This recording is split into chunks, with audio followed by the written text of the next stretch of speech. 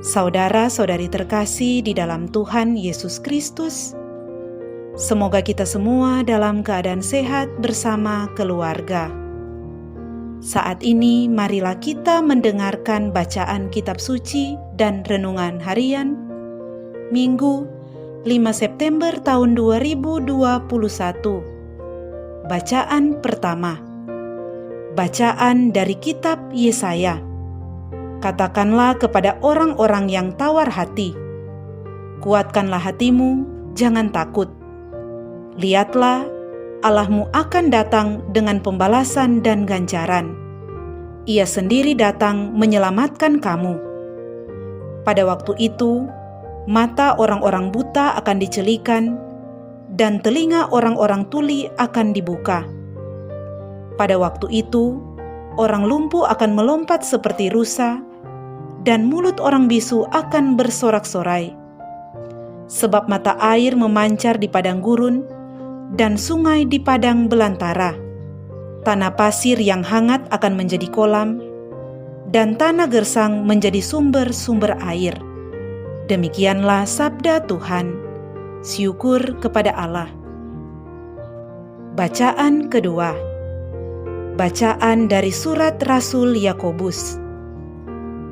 Saudara-saudaraku, sebagai orang yang beriman kepada Yesus Kristus Tuhan kita yang mulia, janganlah iman itu kamu amalkan dengan memandang muka. Sebab, jika ada orang yang memakai cincin emas dan pakaian indah masuk ke dalam kumpulanmu, dan masuk pula ke situ seorang miskin yang berpakaian buruk, dan kamu menghormati orang yang berpakaian indah itu serta berkata kepadanya, "Silakan Tuan duduk di tempat yang paling baik ini." Sedang kepada yang miskin itu kamu berkata, "Berdirilah saja di sana," atau "Duduklah di lantai ini dekat tumpuan kakiku." Bukankah kamu telah membuat pembedaan dalam hatimu dan bertindak sebagai hakim dengan pikiran yang jahat? Dengarkanlah, saudara-saudara terkasih.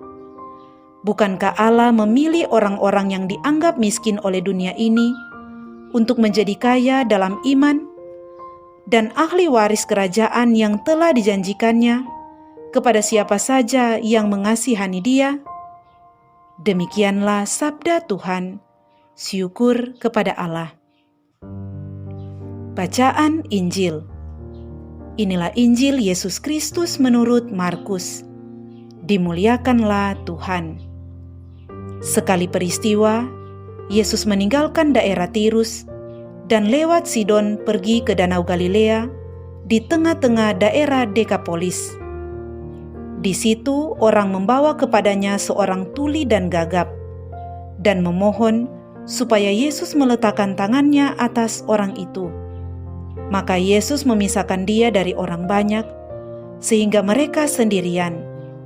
Kemudian Yesus memasukkan jarinya ke telinga orang itu, lalu meludah dan meraba lidah orang itu. Kemudian, sambil menengadah ke langit, Yesus menarik nafas dan berkata kepadanya, "Efata," artinya terbukalah. Maka terbukalah telinga orang itu dan seketika itu terlepas pulalah pengikat lidahnya, lalu ia berkata-kata dengan baik. Yesus berpesan kepada orang-orang yang ada di situ, supaya jangan menceritakannya kepada siapapun juga. Tetapi makin dilarangnya mereka, makin luas mereka memberitakannya. Mereka takjub, tercengang dan berkata, "Ia menjadikan segala-galanya baik. Yang tuli dijadikannya mendengar, yang bisu dijadikannya berbicara." Demikianlah Injil Tuhan. Terpujilah Kristus. Saudara-saudari terkasih di dalam Tuhan Yesus Kristus, renungan kita di saat ini diberi judul Mendengar dan Mewartakan Sabda Tuhan. Saudara-saudari terkasih, pada hari ini kita merayakan Hari Minggu Kitab Suci Nasional. Setiap minggu pertama pada bulan September ditetapkan oleh gereja sebagai Hari Minggu Kitab Suci Nasional. Hal ini ditetapkan dalam sidang para uskup pada tahun 1977. Menyadari pentingnya kitab suci dalam kehidupan gereja, maka dipilihlah satu hari Minggu yang dikhususkan untuk penghormatan terhadap kitab suci. Itulah sebabnya hari Minggu pertama bulan September disebut sebagai Hari Minggu Kitab Suci Nasional. Selanjutnya, satu hari Minggu saja kemudian dirasa tidak cukup. Maka penghormatan, pendalaman, pembahasan, dan perenungan tentang kitab suci tak hanya diadakan pada hari Minggu pertama bulan September, tetapi kemudian diperluas menjadi sebulan. Itulah sebabnya muncul istilah Bulan Kitab Suci Nasional. Pada tahun 2021 ini, tema Bulan Kitab Suci Nasional adalah Yesus Sahabat Seperjalanan Kita.